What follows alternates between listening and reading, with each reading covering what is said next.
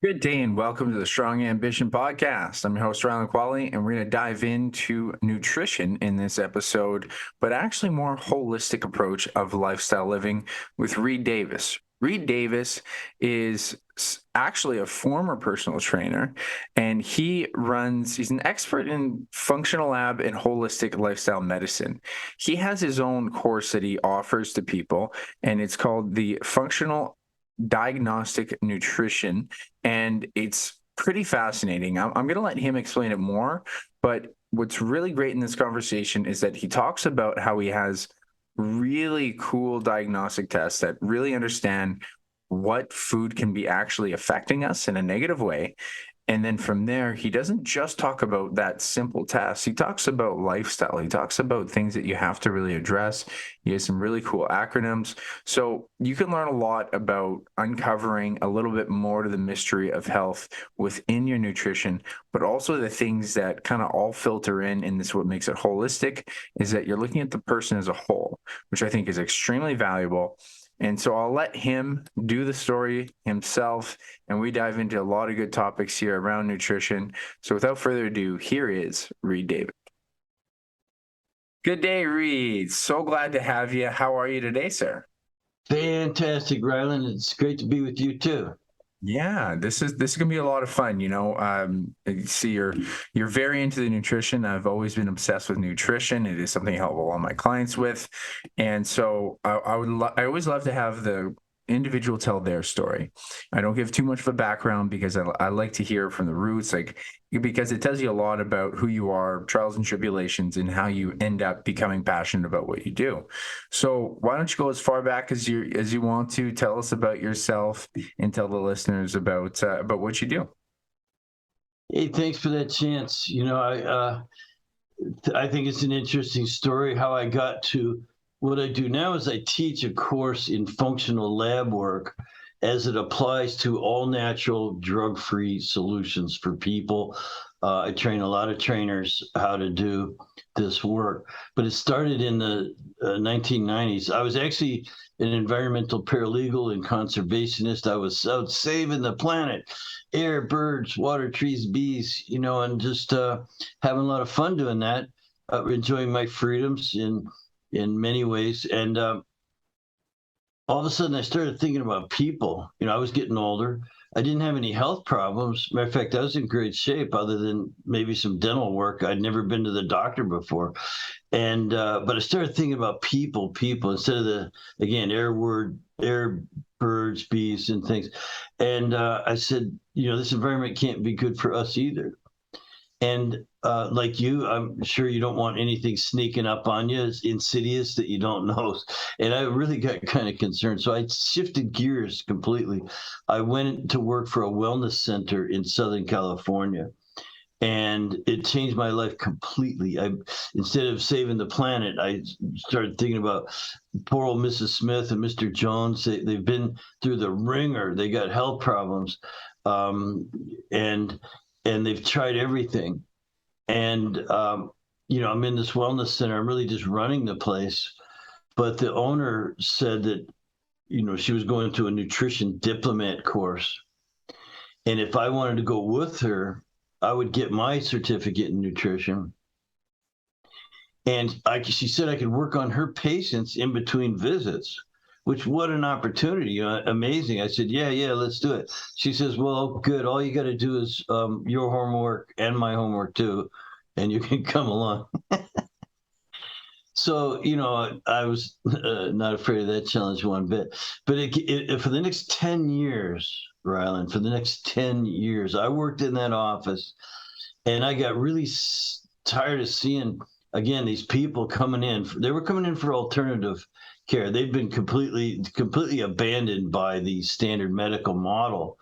And so, again, I was frustrated. One day I'm out riding my motorcycle.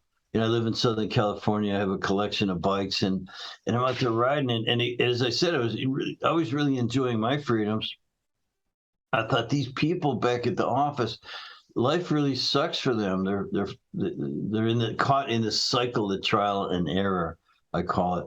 So I decided I was going to be the last one they needed to see. I went back to the office, said, I'm going to be the last person all these patients need to see. Now, I didn't have any medical background. I didn't know what I was going to do, but I was studying nutrition, being a personal trainer, and more importantly, I started running those labs. I got really, really handy at the lab work, and I was testing saliva, urine, blood, stool, and I was really researching everything, getting every scrap of knowledge I could. I had great mentorship from the lab people, from the doctors at the clinic where I worked, and I had experience. I started getting this experience, just learning on my own. I made my own observations. And that led me, again, after 10 years of doing that, you learn some things. You start to recognize patterns. And that's what I recognized was this patterns of what's really wrong with people. I didn't want to just sell them supplements, and even the nutrition wasn't working all that great. And so the personal training was great, but it was the lab work, looking at those underlying causes and conditions, and then figured out what they could do at home. That was the secret. So, well, and I'm just going to finish by saying, well, people were coming in the office. That's good. But I kept saying, it's what you do between office visits that matters. And so I, over 10 years, developed this system of investigation that worked for us and me and our clients. I'm not a doctor, not practicing medicine, just looking for what's really wrong. And then the system of protocols, what you do at home that will help you overcome your problems. And it worked. We had an amazing reputation, and that's when I started teaching. So I've been teaching since 2008.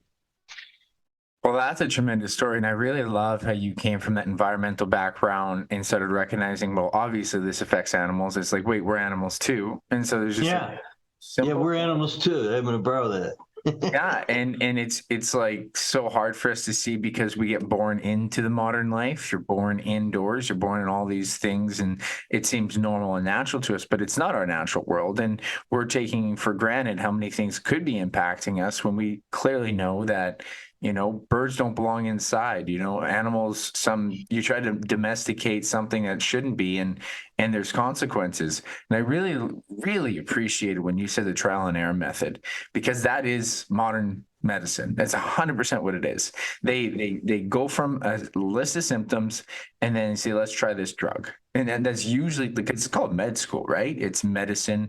And so I remember listening to med students just really try to study for an exam, and they're like, okay, well, if it's these are the symptoms and we're gonna try this drug, and this drug. I'm like, whoa, you guys are literally just studying what the lab work does and what drugs you can apply. But you're now taking that, okay, what labs and what can we apply in life is such a great moving forward, because I don't think we're aware what's within our control. So I'm really curious to go down this path of food sensitivities, because, over the last 10 years, especially with the paleo movement was a really big one, the carnivore community. What are some food sensitivities people already should start to be able to recognize, maybe even on their own without any, formal lab work? Well, it's funny you mention that, because that was one of the first labs that I learned to use.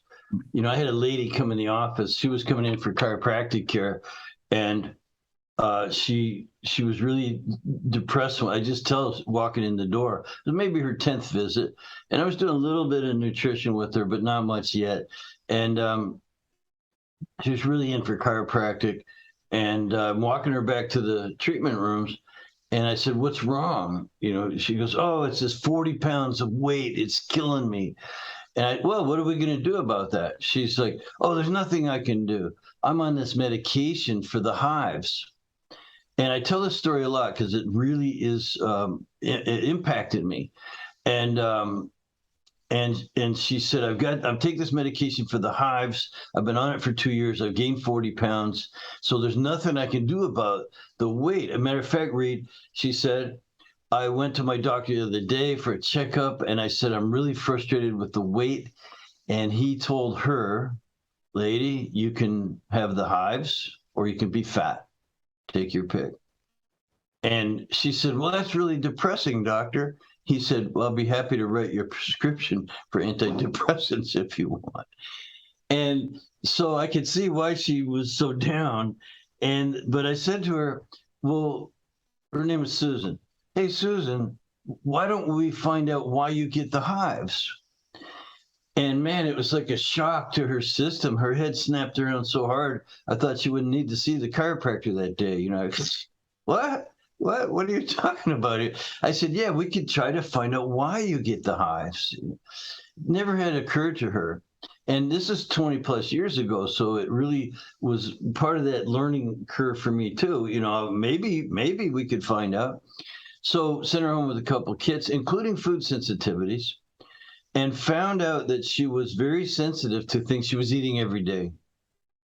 And when she got off those foods, within 9 days, I remember, Rylan, she was telling her physician, I'm off the medication. I'm not taking it anymore.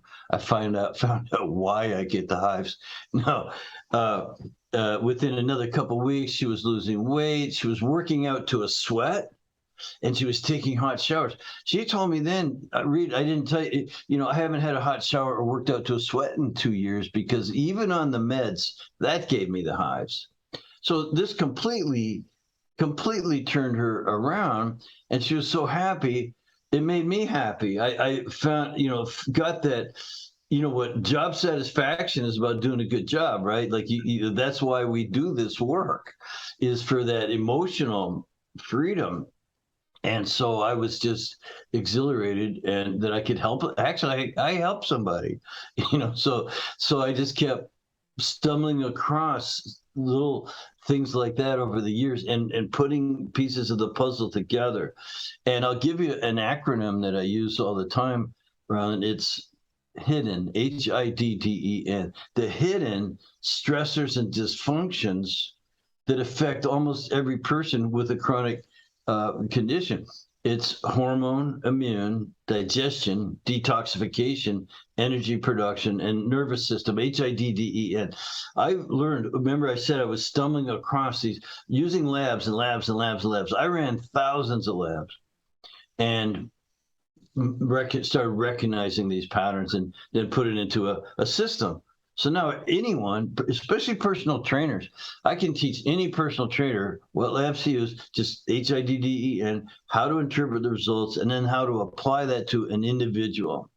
So if you're a trainer and you've got clients who are struggling, they come and go, and they're overweight, and they have other complaints, you might not think that's your backyard, but it's totally in your backyard to just run a couple labs and give them things to do in between their workouts. Remember, it's what they do when they go home that matters most. And so then you could really up your game, and obviously make more money and all these kinds of things. But that's what I've been doing since 2008. Long time. Well, it's terrific that you're helping trainers and nutritionists alike, because I would actually argue, and I've heard this stated before, and I really, really agree with it now.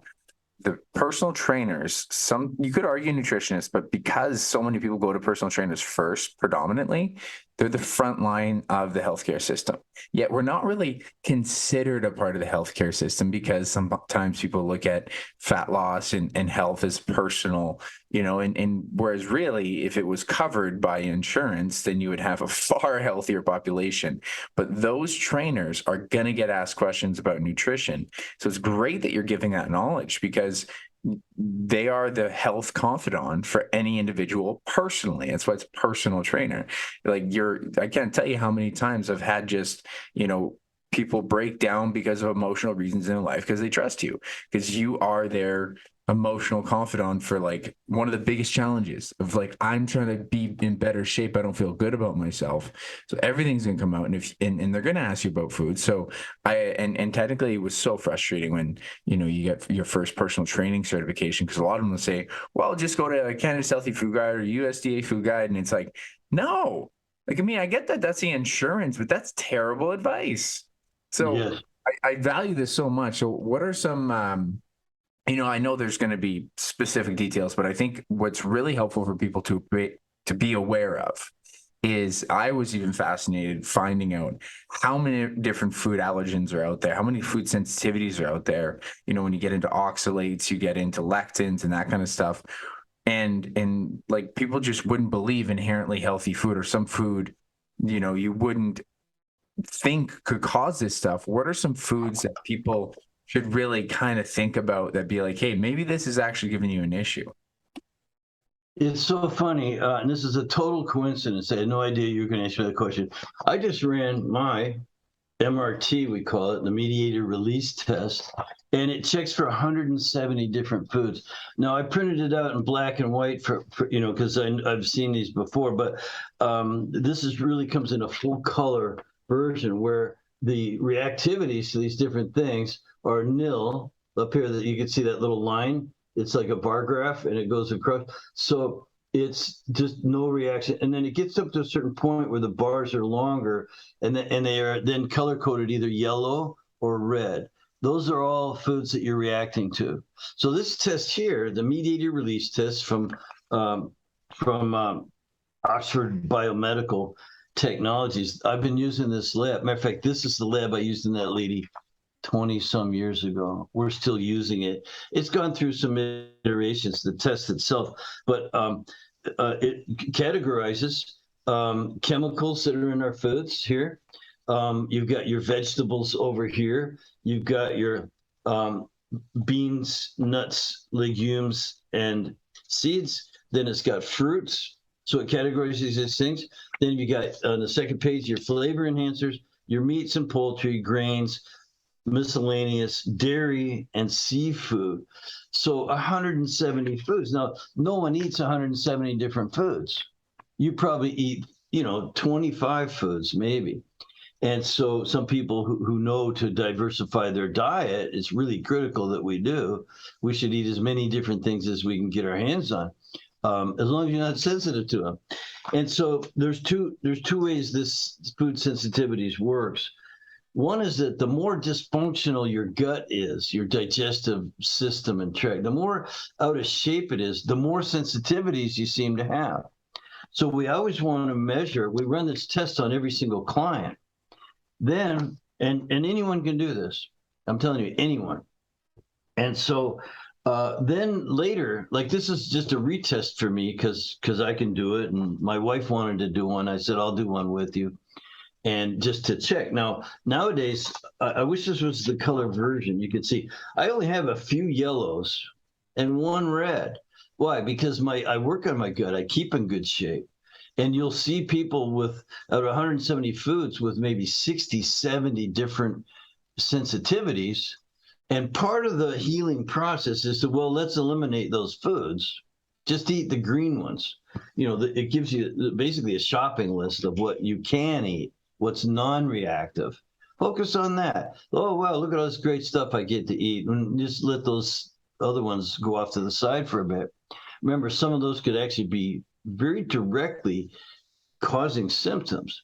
That lady that I talked about got the hives largely due to some foods. Other people have migraine headaches and asthma. I've had kids with ADD and ADHD completely. I had a principal of a school call me once and say, what did you put Billy on? Because he's a completely different kid. Well, we didn't put him on anything. They were looking for the quick fix. Matter of fact, it's the same principal that told the mom he should be on drugs. And I said, no, we're not going to, let's see what's wrong. Anyway, these red and yellow foods can cause direct symptoms. But what I was trying to say was that you have more sensitivities when you're in worse shape. And the better shape you get in, the less sensitivities you have. So I was very glad to see I just don't have that many sensitivities anymore because I've healed my gut. I've been working on it for 20 years, Not that I ever had a real problem. It's just that you learn to do these things. So I hope that answers some of your questions about food sensitivities. I would never have a client and not do a food sensitivity test because we all have some. And even this today, reminded me about something that I probably shouldn't be eating, and I don't eat it. You pay attention to these labs, and they're so instructive. And it's super relative and valuable because this is something that the healthcare system, doctors, food guy, they can't even touch. And I really feel like you've been in this for over 10 years, but you're still so at the leading edge of this, because this is what we need more attention to. When people say, everyone's different, it's like, this is the difference. The difference is like how much your system can handle. And it was a really big eye opener for me when I got more into understanding the more paleo and carnivore lifestyle, and how many people were healing incredible things that the healthcare system just couldn't do. And when you remove certain foods and you just pay attention, okay, how is this actually digesting, because you could feel better. And ever since I went on the carnivore diet and I started to reintroduce foods, I did actually, oh no, this makes me bloated, this doesn't digest well, this does not give me good digestion, this gives me good steady energy. And those things really, like, I mean, even the skin is a good one, right? Because people can actually be more acne prone, and all those things. And like even the hives is a prime example. I was like, it's not the exact same across the board, but I like that hidden acronym, because it's really what's going to happen, right? It's going to be the disruption of your hormones, your immune system's going to become inflamed, your digestion's going to be off, and it's going to affect everything. So I think that's really valuable. And you have probably a better understanding about the adrenal fatigue. I know you're big on the facts and myths around adrenal fatigue. So why don't we dive into that? Yeah, sure. Well, you've probably heard this word called stress. And, probably everyone has a relationship with it in some way. Now, for me, I don't stress too much. I'm just very kind of a laid back guy. I know I don't have much of a rear view mirror. So in terms of mental, emotional stress, it takes a lot to get me going. And yet I have other types of stress. Obviously there's the environment, there's the air you breathe, and the whatever you're putting in your body and on your body, and things like that. So there's all this chemical and biochemical stress. So there's the mental, emotional, which I mentioned. There's the sort of chemical and biochemical stressors of the environment, which is where I started, plus everything else that you're doing to your body. And then there's trauma. So we have hurt ourselves over the years. You might have fallen off a swing set when you're a kid. Believe it or not, you may still have residual problems from that. Me, I was an athlete, and I did wrestling up until I was in my jujitsu, until I was in my 60s, late 60s. Motorcycle accidents, football, and surfing and things like that. Believe it or not, yes, you can get hurt in the water. And so I still surf, but it's all wake surfing now on my son's boat. We don't go to the ocean anymore for that. So anyway, so you have all this wear and tear and stress on your body, mental, emotional, physical trauma and things, and then of course the chemical and biochemical stressors, the environment. So your body doesn't discern what kind of stress it is. It has a stress response, regardless of what the stressor is. And that generally raises cortisol. Cortisol is good for raising blood sugar when you need it. And it raises your heart rate, and your eyes dilate, and all this sort of survival things kick in. When you're stressed or have stress, you go into fight flight, which is the sympathetic nervous system. And we find people today kind of stuck in that sympathetic dominant, fight, flight, and their cortisol's high for as long as it can stay there. But then these feedback mechanisms start to not work as well. You desensitize certain cells in the hypothalamus, pituitary, and what have you. So cortisol might go down. But your counterbalancing hormone to it, which is called DHEA, dehydroepiandrosterone, now that will also go down. So you can still be in a cortisol dominant state. That affects everything in your body, because cortisol is the dominant catabolic hormone. It breaks you down. DHEA is the dominant anabolic hormone. It builds you up. So we have breaking down and building up. Don't you think those should be balanced? Yeah, you're talking about metabolism. So there's only two types. There's catabolic, breaking down, and anabolic, building up. And metabolism is pretty much everything. It's every function, every cell in your body. So you need balance between catabolic and anabolic, between cortisol and DHEA, and you can measure that. It's saliva test, simple. It's one of the things we get from our saliva testing is this balance between cortisol and DHEA. Now, cortisol and DHEA are made in the adrenals. Bringing us back to your question. So is epinephrine, norepinephrine, and other hormones. There's hormones coming from the adrenals that regulate electrolytes in your body and so on. So they're really, really important little organs that sit on top of your kidneys. That's why they're called adrenals. Kidneys are your renal glands, and ad mean on top of, adrenals. So guess what? They get dysfunctional. I won't say tired. I really have sort of dropped the term adrenal fatigue, but it's actually a good construct. It was a very useful construct when we were using it 20 years ago. Adrenal fatigue. It just means that you've got stress and your body's breaking down. And the adrenals, since they make those hormones, they get the blame. It's really more complex than that. We call it the hypothalamus pituitary adrenal axis. And there's lots of influence upon that system, and there's lots of ways to support that system as well. And so, regardless of whether someone thinks they have adrenal fatigue or not, what you have is stress and a body breaking down. And who cares what we call it? We're going to support all of your organs, your entire endocrine, or hormone system, and they'll come up with, rising tide raises all the boats. So as we work on a body, the adrenals start to get, function better. Let's just put it that way. I really value that, idea you kind of had the era where it's like, yeah, we're gonna bring it. We're gonna make it better, right? When I think people get pay attention almost to a degree too much. I'm not saying like in your case when you're doing tests and you get to see what the hormones function when you eat certain foods. That's a very valuable point. But when people just say it's all about hormones, it's like it's not just that simple, because it's about all of your actions that have a repercussion to your hormones. Thus, you end up in this stress state. And I really value just this concept of the fight or flight nervous system and how you actually always said how it's like it is just an overwhelming amount of cortisol that your body can't handle, right? So if you think of more of the typical problematic person is someone who has a 9 to 5, maybe a long hour shift, and they're doing 9 to 10, and they're just they might be sitting at a desk, but they're gritting and bearing their day and they're stressed all day. And that is more emotional stress than anything, right? And we can handle forms of stress. We can handle cortisol. It's where it gets produced from training.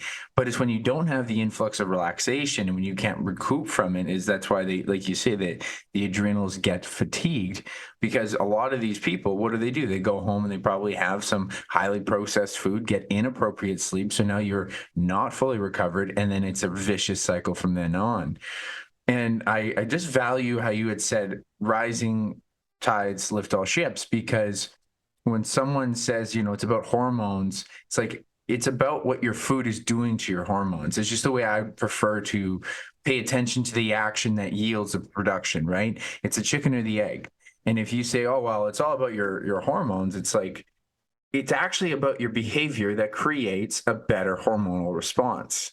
And so when you're attacking these problematic foods, it only makes sense, right? It makes sense that, let's say you have that 9 to 5 stress person, hopefully they get a better sense of a work and rest balance. But even if you were to address the foods in that environment, okay, we're going to bring it down a little bit better. You might rest better, you might sleep better, and then you can also address the sleep as well. But I think that's super valuable that people can just pay attention to what's happening with a highly stressed system, how hard that is on the system. As you had mentioned, it's just super important people know that catabolic means breakdown. It can be good, but just too much is too much, right? And so you want to make sure that the food behaviors you have are actually, if that alone you control, then we're going to have you can only do so much with a stressful job.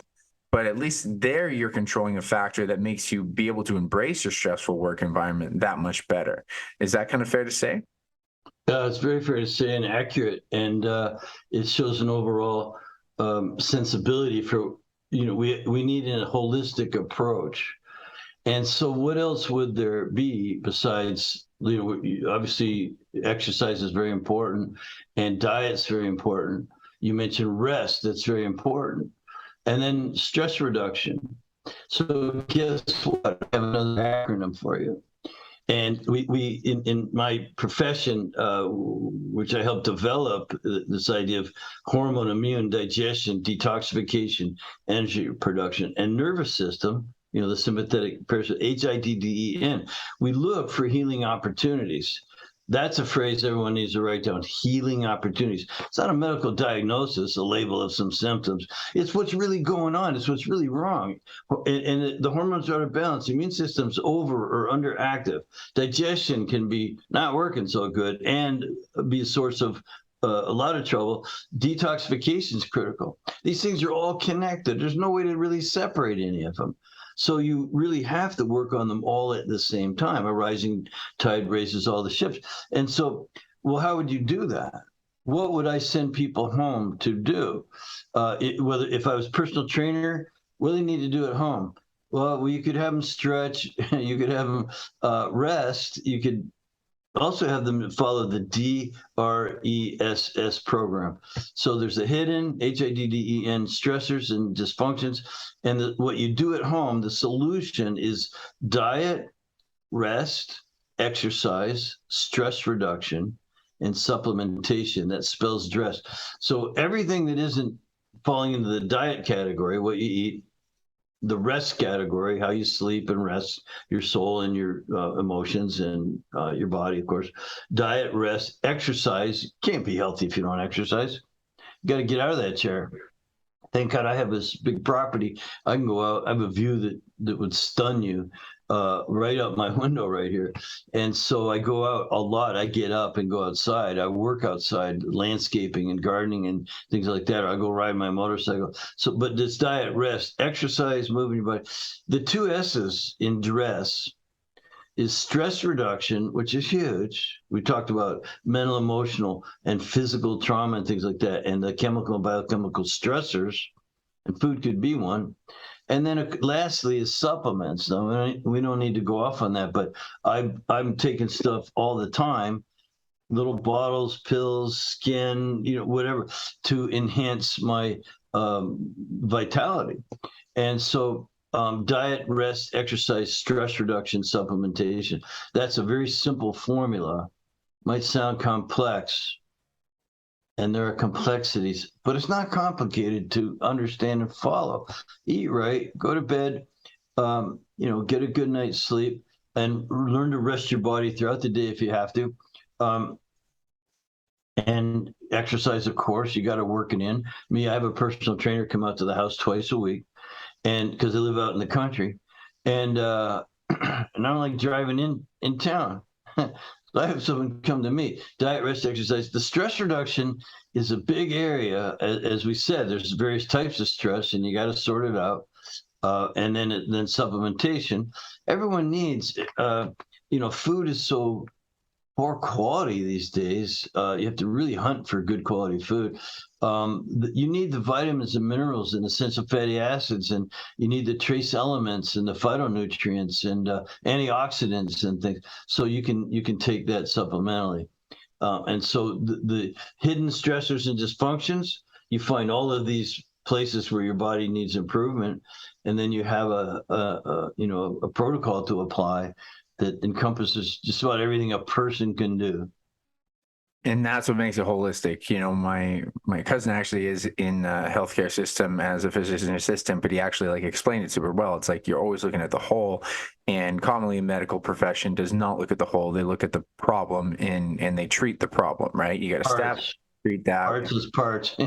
Yeah. And so with the holistic nutrition, that's really what you're going after. And, even if you could have a great diet plan that, it could be low sensitivity and all those things. But if you're not exercising, if you're not getting sleep, if you take the three pillars are kind of seen on a very, very raw basis is sleep, the activity, and nutrition. but like there's so many details, like you kind of broke it down really well there, that like if you're not getting that sleep because you're stressed, right? If you're not getting your exercise because you don't have enough enough energy for your sleep, like all these things play into one another, and you forget one, you're going to miss a piece of the puzzle. And so that's Mm-hmm. to really address it all. And I really love how even when you had said rest physically and emotionally, that hit home, because as I just mentioned, so many people get caught up in a high stress life.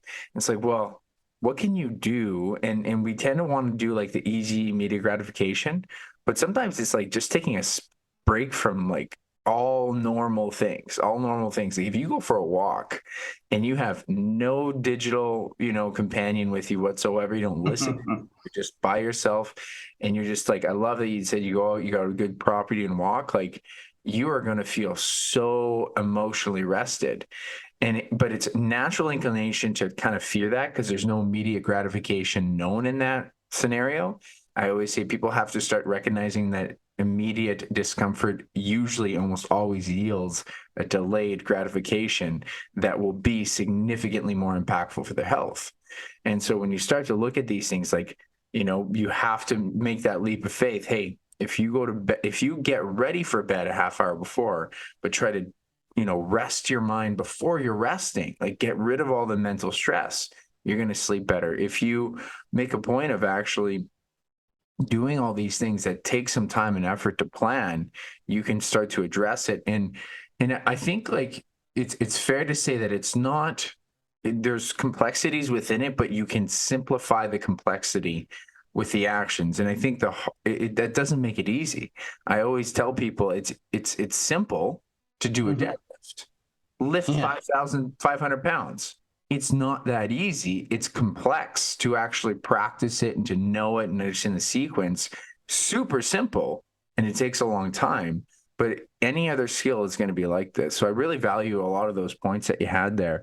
And I'm really curious that you are very familiar with the metabolic system and stuff like that, and all of these things that can affect the metabolic system. And a common issue is thyroid issues. It lowers your metabolic rate.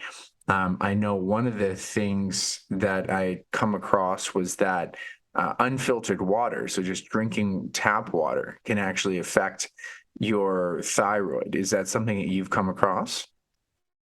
Yes. And, I would say that most hypothyroid cases there's really nothing wrong with the thyroid. The thyroid is fine. It's just that there's all these stressors. And what your body does is respond in a survival protective way. And it purposely slows down thyroid. So you have people going into physicians and listing with a list of complaints. I won't name them, but there's a very traditionally reliable cluster of symptoms that says, oh, that sounds like thyroid. This is my complaint with modern medicine, is it uses the sounds like method. And even alternative practitioners and dabblers, oh, it sounds like a parasite. It sounds like irritable bowel. It sounds like thyroid. And so a physician would go ahead and test the thyroid hormone, go, yep, pat myself in the back, it's low. Here's your thyroid medication. You just need more. Well, that's not what you need. That might have a few symptoms abate, but it's not going to fix anything. And so we don't treat the paper. That's treating the paper. Yep, it's thyroid. Now the level's low here. We need to get it up to about here. Here's your pills. Come back in a month, 2 months.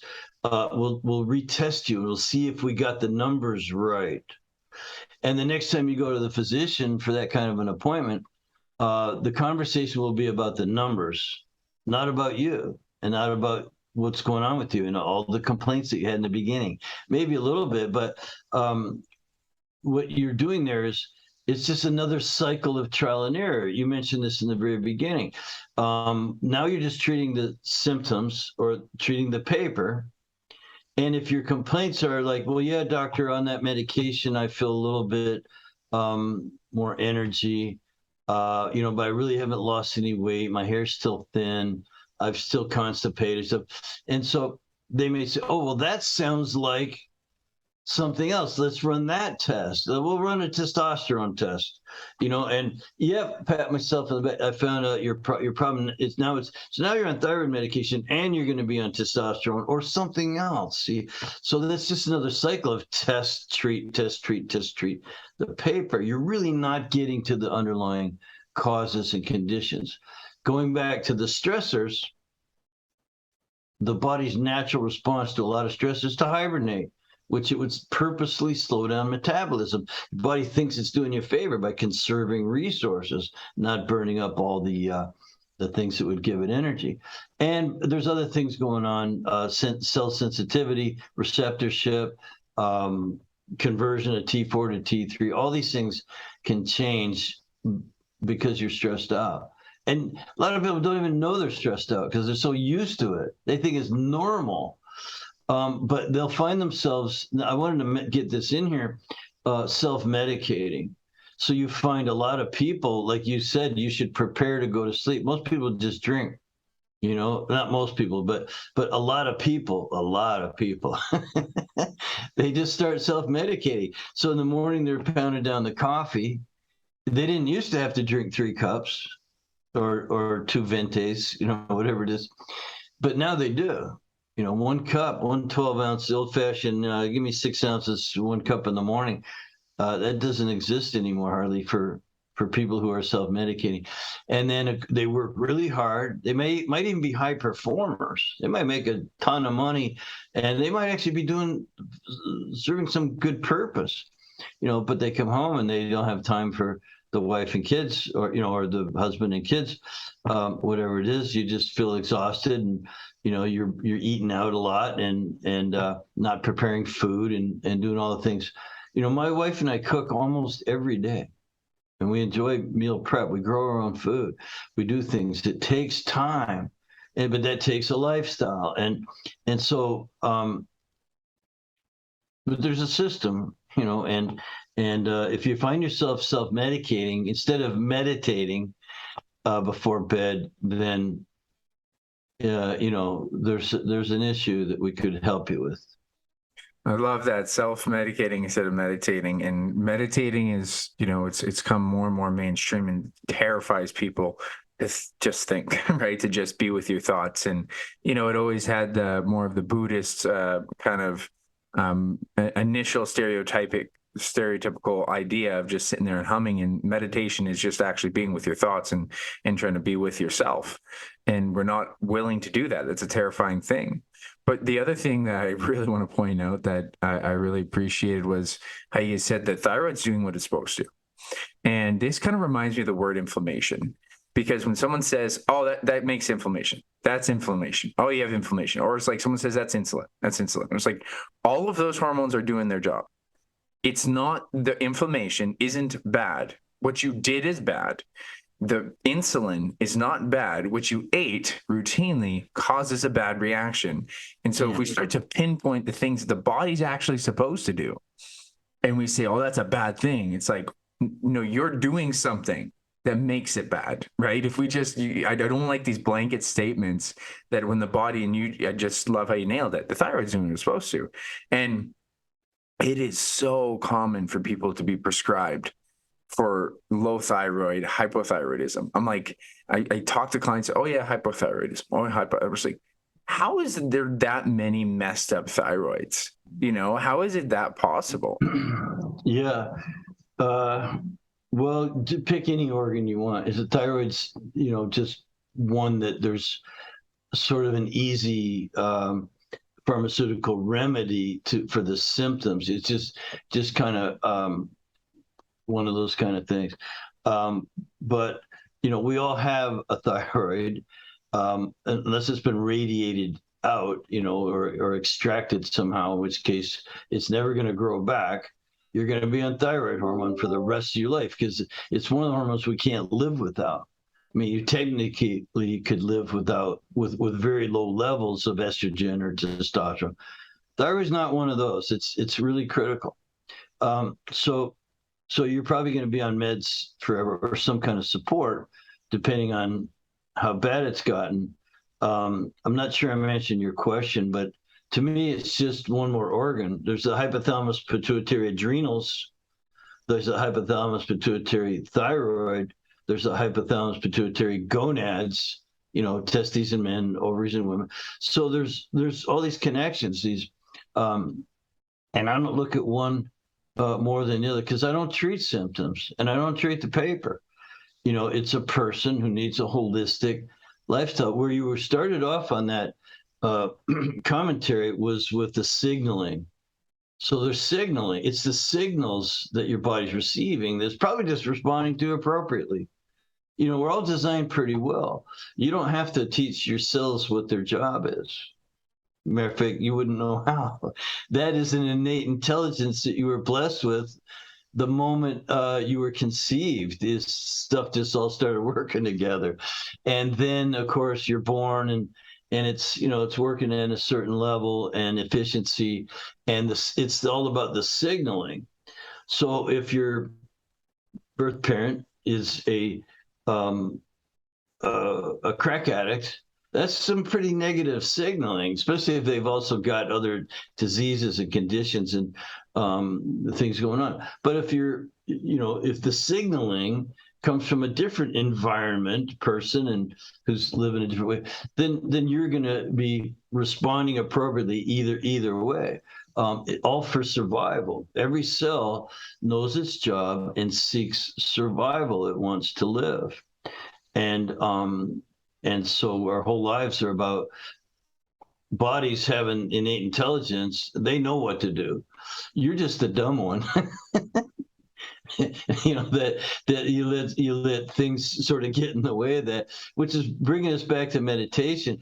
For me, it's awareness. It's just you can just stop anywhere, even right now, and just take a breath and be aware of the air coming in and going out, and that thoughts are just things passing by. They're not you. You're not your body, and you're not your thoughts either. You cut an arm off, but you're still you. I mean, you get to the point where you can only cut so much off and you die. But anyway, you're not your body, and you're not even your thoughts. There's something else there, and that's what we contemplate. You become aware, and thoughts are just things. They're just impressions. They're just what you've been exposed to from the time you were born, and it accumulates. And you can accumulate a lot of shit, in terms of mental and emotional trash that's just floating around. And if it's controlling you, that's not a good thing. So meditation helps you control it to a little bit better. You raise your vibration, you raise the energy levels, things like that. So you have a better chance for survival, where we started. And then you just need to add the other signals. Eat right for your metabolic type, according to your genetics, basically, and get that rest and do that exercise. You got to move your body around. The lymph system, which helps to detoxify and cleanse you, has no it's not like a heart where the heart's pounding and it's sending blood out, and there are other circulatory systems. Lymph depends on you moving your body. If you just sit there all the time, you're going to become toxic. And so the diet, rest, exercise, stress reduction, and that could be like these other signals: mental, emotional, physical. Pain's a big signal. You got to get out of pain, and then take your supplements for enhancement. And substituting for what's not in food. I always come back to that because I spent 10 years in a clinic with thousands of clients and observed myself what works and systematized it. And so any personal trainer, if you're going to give people advice on what to do at home between their personal training sessions, rest is one about, eating right, about, reducing stress, and the bad signaling that we can be getting from other people, from the environment, the food there, and so on, chemicals, things in your house that you clean your house with or that you put on your body. People are putting poison on their faces and thinking, oh, that looks good, Yeah. and so on. No, and we're really like we're really kind of engrossed in it being second nature to us because you grow up with it. It's normal. You're supposed to do this, supposed to put on deodorant, supposed to shower, and I think there's levels of chemicals that are helpful, but the overwhelming amount and I've heard how even certain types of lavender actually affect or can do hormone suppression, and all this stuff is inherently new, but it is going to be extremely impactful for all the generations coming up because it is just really so a part of our culture. But one of the questions, and I want to just hear out your view on this because it is really challenging with modern medicine and how we it's kind of sought after as being like they know, right? They have all the research but it's really more like government and its structure and it's systemized. And we have always been trusting doctors as being more the point of authority, which they aren't when it comes to nutrition. They have very little nutritional research or studies most of the time. But I'm curious because I'm fully into understanding that food sensitivity is the new frontier of nutrition. Like, I thought I understood nutrition once I got into the realm of food sensitivities. I realized I knew so little, but at the same time, I'm curious about what do critics say about your methodology, or do you have critics? Do you have anyone kind of aren't as interested in just looking at these labs because of the traditional model, because people want to believe in the dietary guidelines and stuff like that. Do you have some critics towards this methodology? I would think only those that would be suppressive and who are trying to create monopolies for themselves. Yeah. So, we all should observe and think and discuss and, follow the laws of nature. If you're making observations about what works and what doesn't work, you can discuss those observations with other people. You can think about them, and you can follow what works. Follow what works. So we don't really have any critics. The only criticism we might get is that if people have true medical conditions, they need to see a doctor. So we don't tell people don't see your doctor or don't ignore that big thing growing out of the top of your head.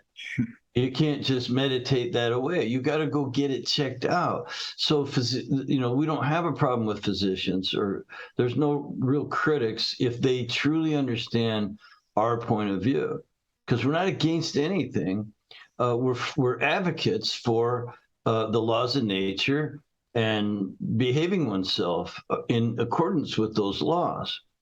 And so, when you do, you're going to be in better shape.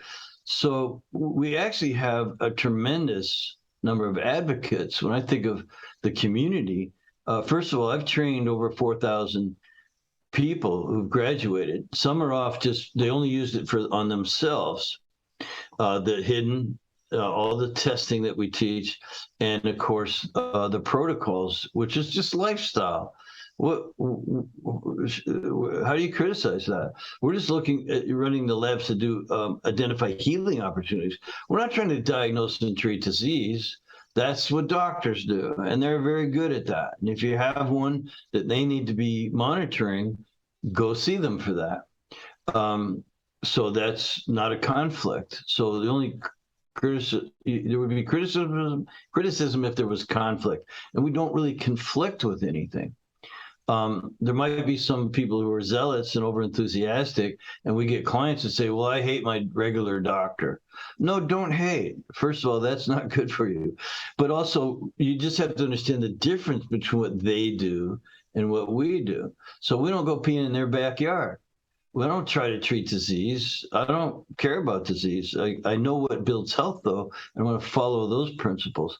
So in terms of critics, if there was one, it would probably be someone who's trying to dominate, be oppressive, create a monopoly. It'd be very antitrust. There are laws against that, and so no, we don't have those kind of critics that I know of. Again, unless you were distracting a person so much by following natural principles that they were ignoring some like big ugly thing growing, and so we wouldn't do that. If someone needs medical oversight, get medical oversight. I'm happy to be the junior partner. When someone has cancer and they really, the way I describe it is this kind of will answer. We work on people who are out in the world, and very often they are in a downward spiral of dysfunction. And with time, hey, we can help you reverse that. You lift yourself into all those crappy problems you're having. You can live yourself out of those problems. That's our world. That's our backyard. Now, when that downward spiral is really contracted, like you just got off a plane from West Africa and your temperature is 105 and you're bleeding from your eyeballs, you're not going to call your nutritionist because the downward spiral is so contracted. The observations I make would not be helpful. Yeah. So you need to go get your ass saved by modern medicine. Let them get you out of the woods, whatever it takes, transfusions and whatever it is. All the medication in the world, whatever. Yeah, get the person back to where now we can go back to the downward spiral isn't so contracted. Hey, it's just life. That's our backyard. So there's a place and room for everybody. There should be no criticism. If there was criticism in the health space, it would be for, I would say, the other guys who aren't paying attention to the natural laws. They're just medicating everything. And oh, by the way, modern medicine is known to be modern medical mistakes. Modern medical mistakes are the third leading cause of death in the country. The minimum estimate is 250,000 people a year die from medical mistakes, and it's up to 500,000 a year. I've seen studies that approach 500,000 people die per year from medical mistakes. So now, if one person died from a nutrition mistake, it'd be national news. But like 747 plane loads of people die every single freaking day from medical mistakes, and it's not in the news at all. Well, so go figure that one out. No, that's very true, and I really like how you said that. Like, it's kind of like people aren't really they would be afraid to talk about that kind of stuff, and I think in some way there's more patience with the practice of medicine and there should be, because it's called practice. We're still figuring it out, and just like you say, it's like when it's a real medical problem that can, like, modern science is why we can live to 80, 90, 100. And most of the deaths usually came from infection and disease. And that's why we used to have very short lifespans. And so because of modern medicine, we can get over these things. But it's kind of this give and take that we're trying to learn, is the balance, right? Because from one end, like, it started allowing us to live much, much longer and much, much easier. But now it's also an easy button for some doctors to hit, right? Because they don't have the root cause understanding. And this is such a really cool conversation, because even though you are aware of the labs, you have spoken more routinely about lifestyle, more routinely about meditation, de-stress, take care of things outside. Like, you say the labs is just a bit of the blueprint, but you have only talked about them 2 or 3 times. You said you treat the person at the paper. And that's really where a lot of the medical profession has a hard time. And I'll just say they have a hard time because there's so they're many. not trained, as you said. Matter of fact, Congress, useless sons of bitches, they actually just have proposed some legislation that would require physicians to take more nutritional training in their studies. It's weird that you'd have to legislate it, but yeah, it's just not taught. I mean, the average physician and some famous ones say, "Hey, I got 2 weeks on nutrition." At the most in their entire medical studies. They study disease and pharmaceuticals and surgery and intervention and heroic care, attendant care. That's not what we do. And they're good at it. And when you need it, go get that. But when you are just suffering from lifestyle disease, you need a lifestyle cure. And we're not supposed to use the word cure, but so I'm just using those loosely. Yeah. But yeah, that's the deal. So nothing against anybody. Um, uh, Follow what works for you. Yeah, no, absolutely, and it's pretty cool that they're actually trying to do that, because that's the biggest. Like again, I always saw this gap in the system when, and I would even put one more, and you're talking about mindfulness so much, is like when I went to school and I'm going for kinesiology for training, and I'm like, okay, but what about the nutrition? Like, we're not allowed to touch this topic, and this is fucking over half the problem. And then I went to nutrition. I'm like, wait a minute, people have to want to make these decisions. People have to want to go train and eat the food. So now I'm recognizing psychology is the next piece. And so it's like when we have these disciplines, and it's not that you have to have a real key mindset of everything, but it is so complicated for personal health, and we only go to doctors for it, and they're good for the treatment of the problem immediately, but not the root cause. And so Yeah. I think I value this so much. Well, why don't you tell us a little bit more about that program, and how people can find out more about your all your certification in your course. Yeah, sure. Let me see if in my notes here they gave me a place to send the audience.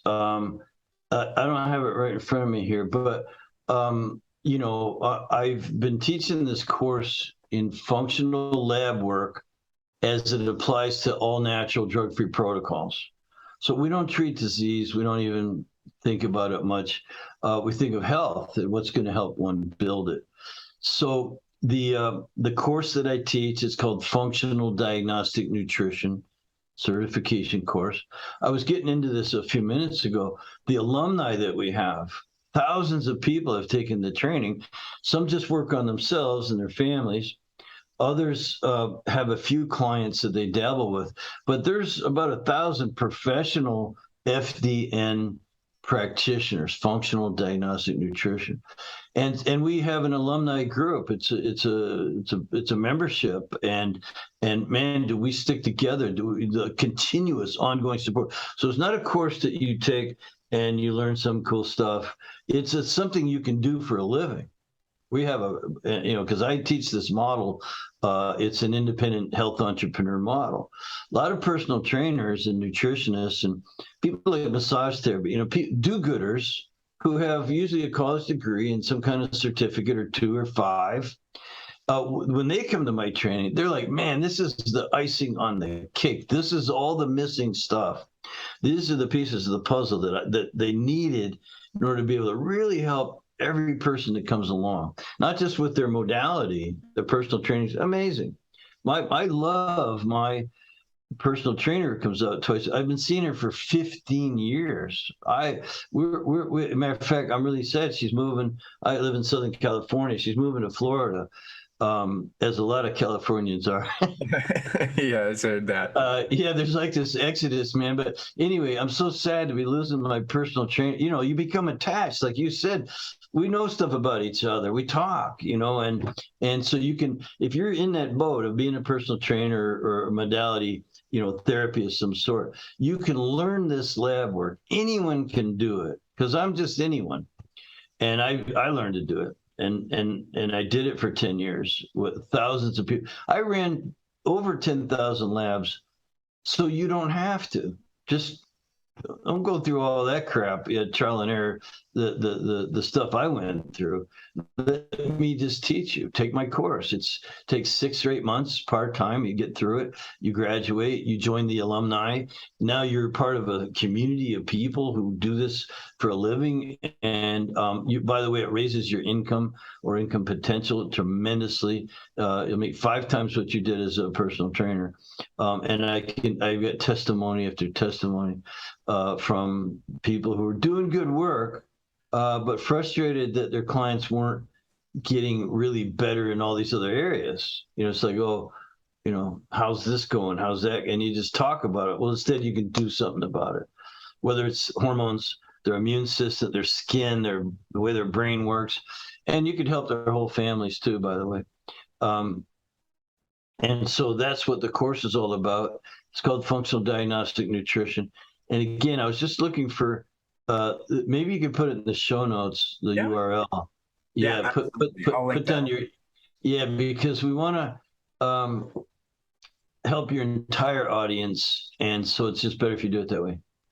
Yeah, absolutely. I think that's more of that needs to happen. That, like you had said, the icing on the cake. And I've done my own nutrition degree, and by the end of it, it was funny because someone I knew was actually one of my TAs for a lab, and I asked her about like how'd you like the degree and stuff. She was doing her master's, and she's like, "Oh, it's all bullshit." And I'm like in my third year or second year here. You're not making me feel good about this. And Yeah. it's not so much that it's all bullshit. It's just it's a very incomplete picture by the time you finish it, and you're just like it's all like a lot of modern science and nutritional research is very slow.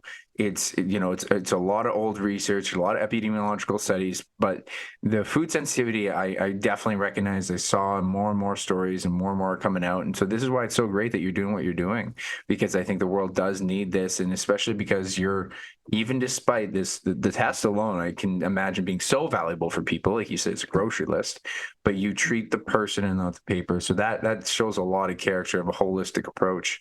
And so, I'll just wrap up with one more question, because I always like to ask this question to my guests. Is This is a Strong Ambition podcast. What is your most recent ambition? What are you really going after these days? Well, it hasn't changed a lot in all these years. Freedom is everything, and control over your own life, your own health, your own time, your own, um, emotions and things like that. So I think what's missing is that people feeling like they're in control. So you got to get in control, and you got to work on that. You have to be aware of who's controlling things, and so I say freedom. Time freedom certainly is big for me. I get up early and I work, but I by noon or 1 o'clock I've already got my 8 hours in.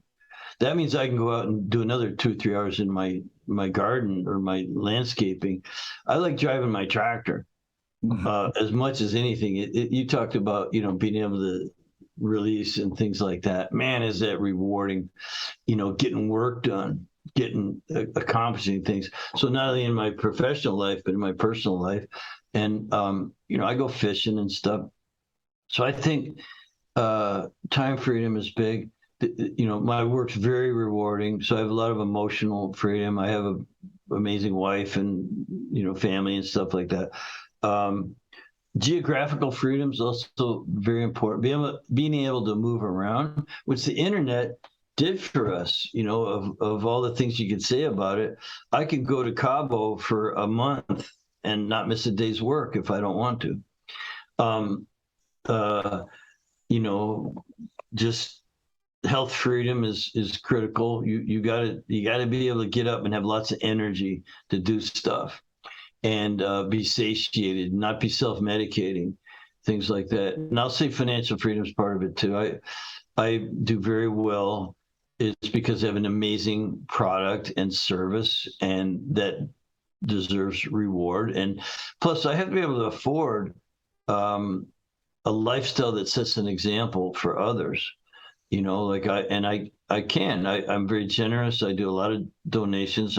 But I don't work for charity. I give to charities, but my work is my profession. So I learned to charge right.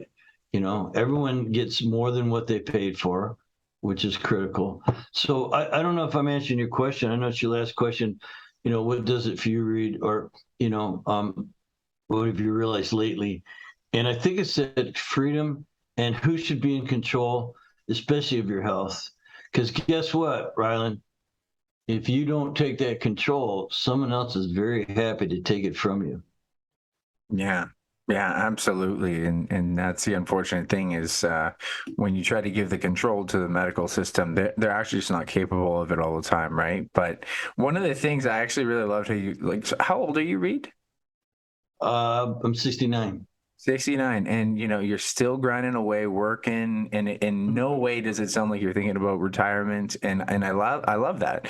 My old man's a few years younger, and he's 64, and he's a farmer. And so like I totally understand the tractor because grew up in Oh tractor. yeah. And so like when he's talking about his retirement, he's like, I'm like, I can't imagine you retiring, because he has to be out doing something. And In no way did you describe like aiming for retirement, because this is your life, right? Like that's the way, I mean, I'm currently 34, so I might change my mind when I'm 69, but I don't want to get to a point where I'm looking forward to retirement. I want the freedom, as you'd said, to be able to pursue things I'm ambitious with. And I always say I do my best not to be busy, but to always be ambitiously occupied, to spend my life doing things that I have a passion for predominantly, and that's true freedom. So I think that's great, and I think your message here is super valuable. I'm going to check out some more details in this course because this stuff looks fascinating to me. Yeah. I really thank you for all the time that you spend here today. Why don't you tell more about the listeners more about where they can find more about you? Yeah, I was looking for that URL that I think we made one up for you. But functional diagnostic nutrition.com is our site. I think FDN training slash fdntraining.com/ambition. I'll make that work for us. Okay, that's perfect. That's Yeah, awesome. fdntraining.com/ambition. I'll make sure that works, and people can go there and just get your questions answered. No one's going to strong arm you into anything. Excellent. No, that's really appreciated. Thank you so much for spending your time today, Reed. This is awesome conversation. Again, I really value the stuff that you're doing, and I think this is really valuable for people. So thank you very much. You keep up the amazing work that you're doing, Rylan, and I look forward to the next time we get to chat. Absolutely. Thanks again to Reed Davis. I really enjoyed that. I thought it was really cool. I'm super fascinated with the realm of food sensitivity. And I wasn't before. Before, I just thought it was protein, fats, and carbs, control your blood sugar, eat 6 meals a day, and live the bodybuilding lifestyle. Once I ventured off into the carnivore community and paleo community, I started to listen to the stories about, wow, if you take this food out, problems can go away, because some food, especially processed food, isn't too surprising that it could affect you negatively, but some food might inherently seem healthy, but actually yields an immune response. And it's super interesting that he has the testing capabilities to improve this. But I want to come back to the credit I gave him in that episode many times, and I'll say it again. He didn't just want to treat the paper. He only talked about that a little bit, which means he appreciates that the in between, what else you're doing. Are you able to bring down your stress of your life? Are you able to work on meditation and mindfulness? And it shows that he really does understand how much more we can look at our personal health rather than, hey, are you eating your fruits and vegetables and, doing some cardio? No, there's sleep. There's making sure that you feel good at the end of the day and to make sure you can get better sleep so that you're not so stressed. And all these things play a factor. He hit a lot of key points that I'm really glad he did. Your body can actually function perfectly fine, can function quite well if we give it all the appropriate behaviors. And we tend to really just lean into modern medicine too much. And as he said, if there's a disease, if there's an immediate problem, we need medicine. We need the doctors to be there for us. The problem is when we're leaning into it with some, like a crutch, like a dependency, when we actually could take more responsibility for our personal health and well-being. But we need to look at it in a very holistic lens. It's not just one, it's many things that all add together. But hopefully some of his acronyms and some of his mindsets really set in with you. And I do recommend you check out his website, more of his info, but start to just look at your own life. Start to look at, are you actually getting ready for bed and being more ready and at peace when you go to put your head on the sheets? This is a very common practice that most people are going to go to bed thinking about how stressed they are tomorrow and all those things. Well, it's going to boost your adrenaline, and you're going to actually be really not able to go to sleep quickly. Most people are actually only getting 5 or 6 hours.